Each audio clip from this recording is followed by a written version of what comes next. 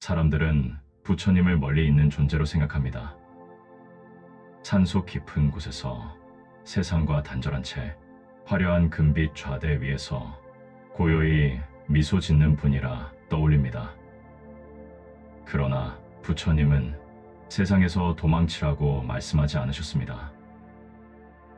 오히려 세상 한가운데서 그 소란스러운 소음 속에서 마음을 잃지 않는 법을 가르치셨습니다.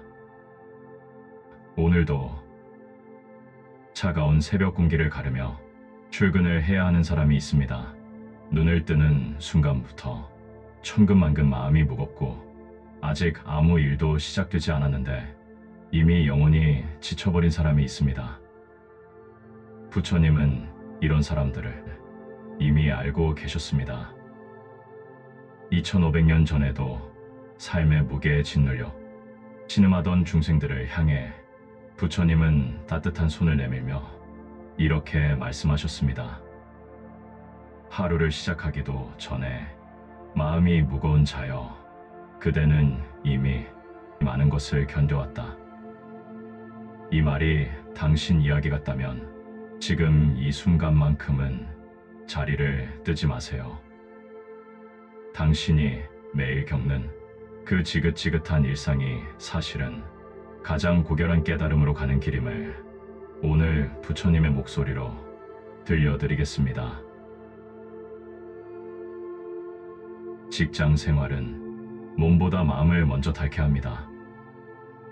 일은 할 수 있어도 사람이 힘들고 성과보다 관계가 더 아프고 실수보다 타인이 던진 가시 돋친 말 한마디가 더 오래 남습니다.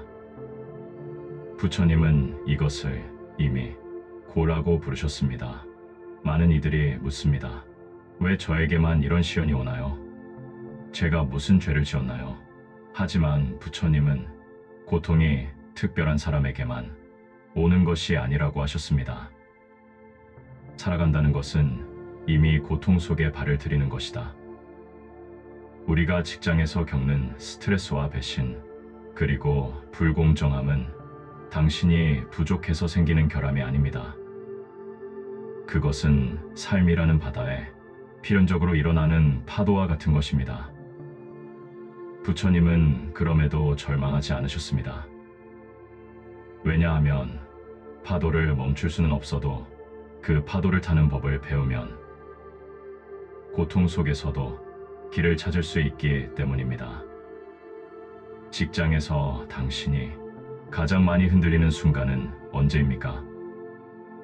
나의 노력을 비웃는 상사의 한마디에 나보다 앞서가는 동료를 보며 느끼는 초라함, 최선을 다했음에도 돌아오는 싸늘한 평가, 그 순간 마음속에서 지독한 목소리가 올라옵니다. 나는 정말 쓸모없는 사람인가? 내 인생은 왜 이 모양일까? 부처님은 바로 이 순간을 인생에서 가장 중요한 갈림길로 보셨습니다. 상처는 밖에서 오지만 고통은 안에서 만들어진다. 화살 한 대를 맞았을 때 그 상처는 외부의 것입니다. 하지만 왜 내가 맞았을까? 저 사람은 왜 나에게 쐈을까라며 스스로를 괴롭히는 것은 두 번째 화살을 내 심장에 직접 꽂는 일입니다. 당신은 오늘 몇 대의 화살을 스스로에게 꽂으셨습니까? 우리는 직장에서 마주치는 빌런 같은 사람이나 불합리한 상황을 그저 재수가 없어서 만난 사고라고 생각합니다. 하지만 부처님의 눈으로 보면 세상에 의미 없이 날아와 박히는 화살은 하나도 없습니다. 당신을 힘들게 하는 그 무례한 상사나 교활한 동료는 역설적이게도 당신의 마음 근육을 단단하게 단련시키기 위해 나타난 역행보살일지도 모릅니다. 거친 원석이 보석이 되기 위해서는 날카로운 정에 깎이고 거친 숫돌에 갈리는 고통의 시간을 반드시 통과해야 합니다. 지금 당신이 겪는 그 억울함과 답답함은 당신이라는 고귀한 존재가 더 큰 복을 담을 수 있도록 그릇을 넓히는 마음의 숫돌질입니다. 내가 무엇을 잘못했기에 이런 대우를 받는가라고 자책하며 에너지를 낭비하지 마십시오. 대신 이 상황이 나에게 어떤 가르침을 주려 하는가를 가만히 자문해 보십시오. 남들이 알아주지 않는 곳에서 묵묵히 뿌리를 내리는 나무처럼 지금의 시련을 당신의 내면을 깊게 만드는 자양분으로 삼으십시오. 하늘은 감당할 수 없는 시련을 주지 않으며 큰 그릇이 될 사람일수록 더 뜨거운 용광로 속에서 단련시키십니다. 지금 당신의 눈앞에 펼쳐진 고통의 장면은 인생이라는 긴 영화의 결말이 아니라 당신이 진정한 삶의 주인으로 거듭나기 위한 가장 치열하고도 아름다운 하이라이트 구간입니다. 이 구간을 지혜롭게 통과하는 순간 당신의 운명은 이전과는 비교할 수 없는 높은 차원으로 비약하게 될 것입니다. 여기까지 제 목소리를 듣고 있다면 당신은 이미 자기 마음을 바라볼 준비가 된 것입니다. 부처님은 상대를 바꾸려 하지 말고 당신을 힘들게 하는 그 상황을 억지로 없애려 하지 말고 먼저 당신의 요동치는 마음을 보라고 하셨습니다. 우리는 직장에서 살아남기 위해 참는 법을 먼저 배웁니다. 그러나 참는다는 것은 대부분 화를 마음 깊은 곳으로 꾹꾹 누르는 것입니다. 누른 화는 결코 사라지지 않습니다. 그것은 보이지 않는 곳에서 독이 되어 쌓이고 굳어갑니다. 그러다 어느 날 가장 사랑하는 가족에게 터지거나 아니면 가장 소중한 자기 자신을 향해 병으로 터져 나옵니다. 그래서 부처님은 무조건 참아라라고 말씀하지 않으셨습니다. 대신 이렇게 말씀하셨습니다. 그 마음을 밀어내지 말고 그대로 보아라. 화가 날 때 나는 화내면 안 돼라고 저항하는 대신 지금 내 마음속에 뜨거운 불길이 일고 있구나라고 강 건너 불 구경하듯 가만히 응시해 보십시오. 보는 것과 없애는 것은 다릅니다. 화라는 감정을 객관적으로 바라보는 순간 그 감정은 더 이상 당신의 주인이 되지 못합니다. 보는 것만으로도 마음의 매듭은 느슨해지기 시작합니다. 우리는 흔히 내가 느끼는 화나 억울함이 곧 나 자신이라고 착각합니다. 그래서 누군가 나를 무시하면 내 존재 자체가 부정당한 것 같은 극심한 통증을 느끼는 것입니다. 하지만 부처님께서는 감정이란 하늘에 떠다니는 구름과 같다고 하셨습니다. 먹구름이 몰려와 잠시 하늘을 가릴 수는 있어도 그 구름이 하늘 자체가 될 수는 없습니다. 구름 너머의 푸른 하늘은 단 한 번도 빛을 잃은 적이 없으며 비바람이 그치면 어김없이 그 고결한 자태를 드러냅니다. 직장에서 치밀어 오르는 분노를 그저 바라본다는 것은 내가 바로 그 푸른 하늘임을 깨닫는 과정입니다. 지금 내 마음의 분노라는 먹구름이 지나가고 있구나라고 이름표를 붙여보십시오. 그 순간 당신과 고통 사이에는 거대한 공간이 생깁니다. 그 공간이 바로 당신이 숨 쉴 수 있는 자유의 땅입니다. 감정을 없애려고 싸우지 마십시오.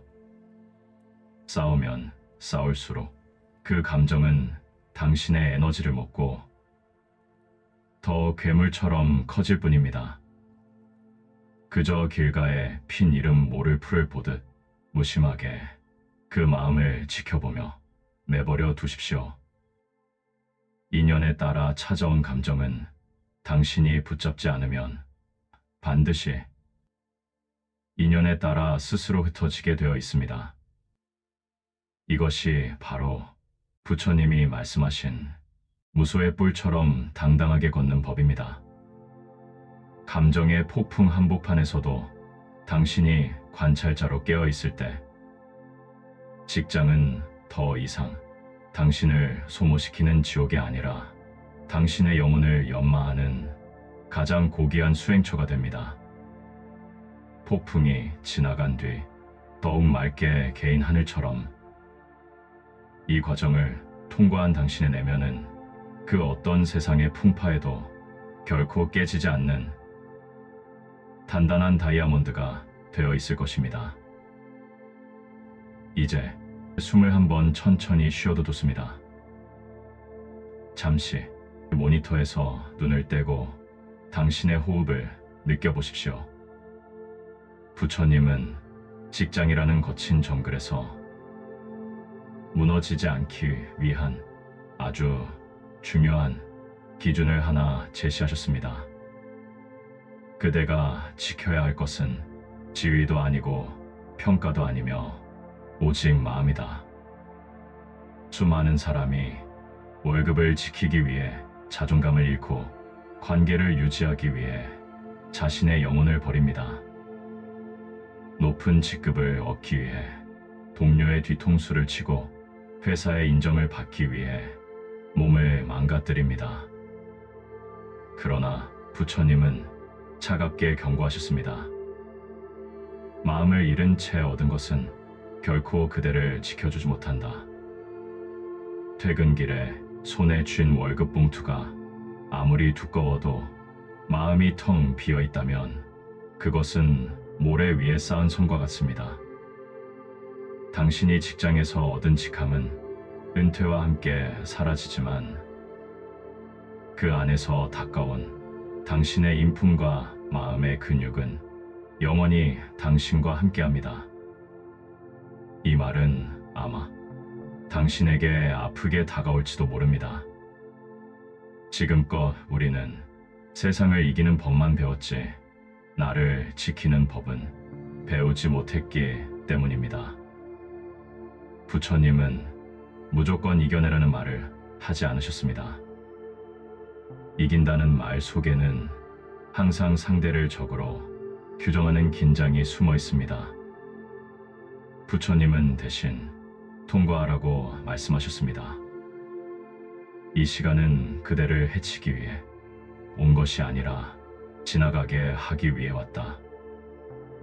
오늘 당신을 괴롭힌 상사도 당신의 공을 가로챈 동료도 사실은 당신의 삶이라는 기차역을 잠시 스쳐 지나가는 풍경일 뿐입니다. 풍경에 매달려 기차에서 내리지 마십시오.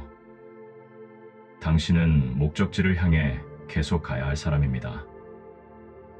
침묵은 비겁함이 아니라 용기입니다. 직장에서 억울한 일을 겪고도 아무 말도 하지 못한 날이 있습니까? 바보같이 당하기만 한 것 같아 집에 와서 혼자 이불을 뒤집어 쓰고 자신을 책망했던 그 밤을 기억하십니까? 부처님은 바로 그 고통스러운 밤을 그대의 수행의 밤이라 보셨습니다. 남들은 당신이 졌다고 말할지 모르지만 부처님은 당신이 승리했다고 하십니다. 말하지 못한 것이 비겁함이 아니라 그 불타는 마음을 스스로 지켜낸 것이 진정한 용기다. 소리 지르는 사람 앞에서 같이 소리 지르는 것은 누구나 할 수 있습니다. 하지만 비난의 화살이 쏟아지는 자리에서 내 마음의 평화를 잃지 않으려 입을 굳게 다문 당신은 이미 성자의 길을 걷고 있는 것입니다. 세상은 강한 사람을 크게 소리치는 사람, 남을 굴복시키는 사람으로 착각합니다. 그러나 부처님이 정의하신 가장 강한 사람은 다릅니다. 흔들리는 자리에서 자기 마음을 놓지 않는 자. 폭풍우가 치는 바다 한가운데서 중심을 잡고 있는 닷처럼 온갖 모함과 업무 스트레스 속에서도 이것은 나의 본질이 아니다라고 선을 그을 줄 아는 당신이 이 세상 그 누구보다 강한 사람입니다. 세상은 끊임없이 당신을 정의하려 들 것입니다. 누군가는 당신의 실수를 비웃으며 당신을 무능한 사람이라 낙인 찍으려 할 것이고, 누군가는 자신의 이익을 위해 당신의 성과를 깎아내리며 부족한 사람이라 말할 것입니다. 하지만 기억하십시오. 그들이 내뱉는 말은 그들의 입술에서 나온 바람일 뿐 당신이라는 존재의 실체가 아닙니다. 흙탕물이 맑은 호수에 떨어진다고 해서 호수 전체가 흙탕물이 되는 것은 아닙니다. 잠시 표면이 흐려질 수는 있어도 깊은 수심 아래의 호수는 여전히 고요하고 맑은 법입니다. 직장에서 겪는 비난과 시련은 당신이라는 호수 표면에 잠시 던져진 돌멩이와 같습니다. 그 파동에 흔들려 호수 바닥의 진흙을 스스로 일으켜 세우지 마십시오. 부처님께서는 말씀하셨습니다. 어리석은 자의 비난은 바람을 향해 먼지를 뿌리는 것과 같아서 결국 자기 자신에게 돌아간다. 당신을 해치려 했던 그 독한 말들은 당신이 받지 않으면 그저 주인 없는 물건이 되어 보낸 이에게 되돌아갈 뿐입니다. 그것은 당신의 생각일 뿐 나의 진실이 아니다라고 마음속으로 단호하게 선을 긋는 순간, 당신은 세상이 감히 침범할 수 없는 성욕을 갖게 됩니다. 직급이 높아서 강한 것이 아니라 그 어떤 비바람에도 나의 존엄함만은 훼손되지 않는다는 그 확신이 당신을 가장 위대한 승리자로 만듭니다. 오늘 당신이 지켜낸 그 선 하나가 당신의 영혼을 살리고 내일의 대운을 불러오는 가장 고결한 방어벽이 될 것입니다. 오늘도 충분히 잘 살아냈습니다. 직장은 수행하기 가장 어려운 장소입니다. 평화로운 숲속에서 명상하는 것보다 전화벨이 울리고 메신저가 빗발치는 사무실에서 평온함을 유지하는 것이 수천 배는 더 힘든 일입니다. 그래서 부처님은 직장 같은 삶의 처절한 자리에서 마음을 지키기 위해 애쓰는 사람을 가장 깊은 수행자라고 높여 부르셨습니다. 지금 이 긴 영상을 끝까지 듣고 있다면 당신은 이미 그 위대한 수행의 길 위에 서 있는 것입니다.